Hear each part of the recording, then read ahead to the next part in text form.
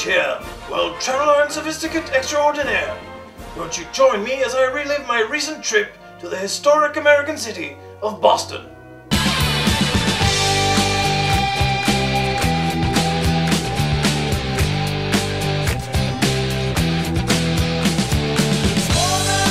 On my trip to Boston, I was lucky enough to stay with my friends J and E in the nearby town of Sharon, Massachusetts. Here they are. And this is their house. Lovely. My first stop was the quaint neighborhood of Beacon Hill. Beacon Hill is also known as the Gaslight District because of its antique-style gas lamps. In fact, the city of Boston is so eager to preserve the historic feel of this area, local merchants are required by law to put up signs reminiscent of the period. Here I am in the historical Beacon Hill district, on what is reputedly the most photographed street in all of Boston. Acorn Street, with its lovely old cobblestones and brick sidewalks, really set the tone for this beautiful and peaceful neighborhood. Can't say I think much of their paving skills, though. From Beacon Hill I traveled north to the Charles River. On the banks of the Charles River, with a view to the town of Cambridge. Not the real Cambridge, of course, the American one. I crossed over to Cambridge on the T, which is what Bostonians call their subway trains. T for train, I assume. Not very imaginative. And of course, there's always a tourist eager to get in the way. Nuisance. I found Cambridge to be a pleasant little town, even if it was populated by rather lazy statues. It's the home of MIT, and of course... Here I am, attending Harvard. Harvard is what the Americans think of as a good university. While it doesn't hold a candle to Oxford or Cambridge, students here manage to achieve some small degree of recognition all the same.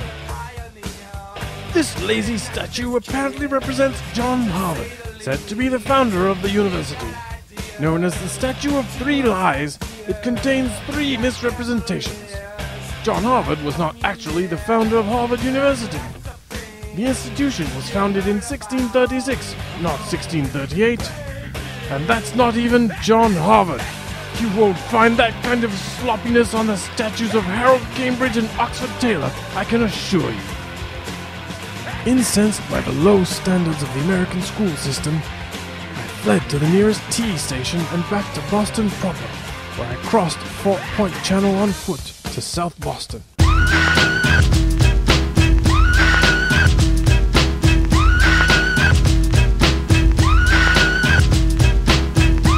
South Boston is a lovely place, and completely undeserving of its crime-ridden reputation. However, there is very little to do there, and I quickly made my way back across to Boston Harbor.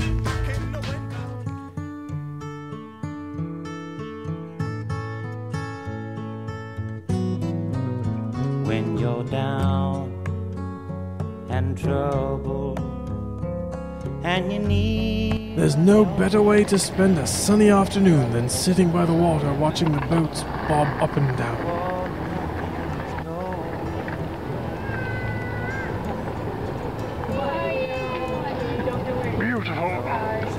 The harbor is where one can find the famed Boston Aquarium, which I decided to forego after witnessing the poor spelling abilities of the staff, probably a Harvard graduate. In the mood for a little liveliness, I decided to wander over to Quincy Market. With its many stalls and shops of all kinds, Quincy Market is a vibrant and exciting place where one can find a little of everything.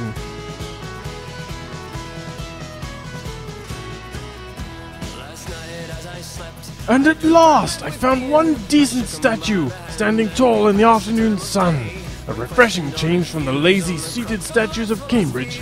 This representation of former Mayor Kevin White depicts a man of action, always on the go and ready to face new challenges. Much like myself, if I may.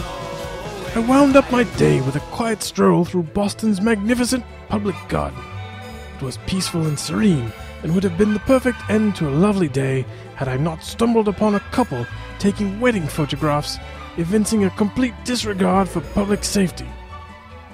I sometimes wonder what George Washington would think of the current state of his beloved country. spelling errors, lazy, misleading statutes, reckless disregard for the law. For myself, I felt I had seen enough, and it was time to make my way home. All in all, it had been a pleasant trip, and I saw much that was pleasing to the eye. And as I rode away on that sunny afternoon, I wondered where my adventures would take me next. And that was my trip to Boston, USA. I hope you enjoyed the voyage as much as I did. Won't you join me next time as I travel the world and unravel its mysteries? I hope you will. I'm Philpot Pibbins Belch. Good night.